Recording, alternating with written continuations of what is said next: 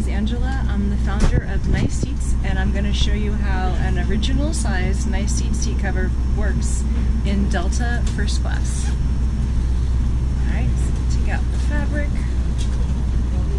find the top, pop it over the headrest, see no interference to the person's screen behind you.